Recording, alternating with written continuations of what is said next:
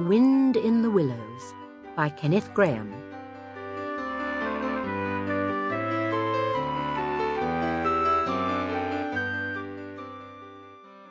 The mole had been working very hard all the morning, spring cleaning his little home, first with brooms, then with dusters, then on ladders and steps and chairs, with a brush and a pail of whitewash, till he had dust in his throat and eyes and splashes of whitewash all over his black fur, and an aching back and weary arms.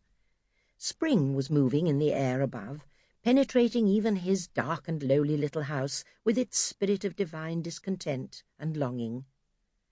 It was small wonder, then, that he suddenly flung down his brush on the floor, said, "Bother," and "Oh, blow," and also, "Hang spring cleaning," and bolted out of the house without even waiting to put on his coat.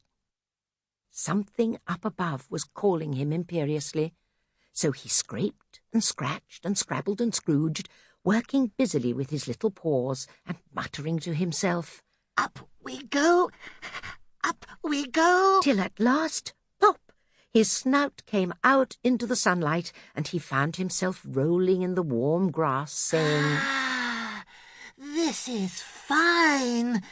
This is better than whitewashing." The sunshine struck hot on his fur, and the carol of happy birds fell on his dulled hearing, almost like a shout. Jumping off all his 4 legs at once, in the joy of living, he pursued his way across the meadow.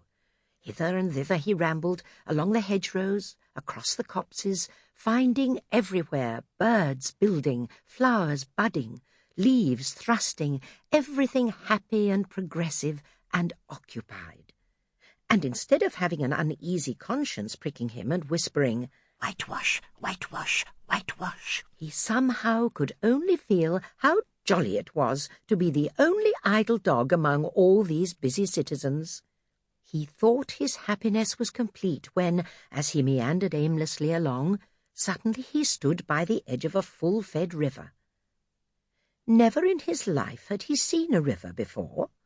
All was a shake and a shiver, glints and gleams and sparkles, rustle and swirl, chatter and bubble. The mole was bewitched, entranced. He sat on the bank while the river chattered to him, a babbling procession of the best stories in the world. A dark hole in the bank opposite, just above the water's edge, caught his eye, and dreamily he fell to considering what a nice, snug dwelling-place it would make for an animal fond of a bijou riverside residence. As he gazed, something bright and small seemed to twinkle down in the heart of it, vanished, then twinkled once more like a tiny star. As he looked, it winked at him, and so declared itself to be an eye, and a small face began gradually to grow up round it, like a frame round a picture, a brown little face with whiskers, small neat ears, and thick silky hair. It was the water-rat. "Hello, Mole," said the water-rat. "Hello, Rat," said the mole. "Would you like to come over?" "Oh, it's all very well to talk," said the mole rather pettishly. The rat stooped and unfastened a rope and hauled on it, then lightly stepped into a little boat which the mole had not observed. The mole's heart went out to it at once, even though he did not yet fully understand its uses. The rat sculled smartly across. Then he held up his forepaw as the mole gingerly stepped down. "Lean on that. Now then, step lively."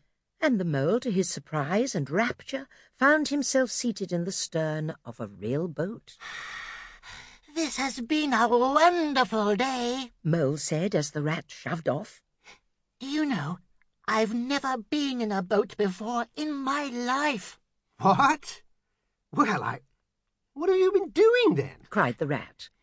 "Is it so nice as all that?" asked the mole shyly, though he was quite prepared to believe it as he leant back in his seat and surveyed the cushions, the oars, the rowlocks, and all the fascinating fittings, and felt the boat. Sample complete. Ready to continue?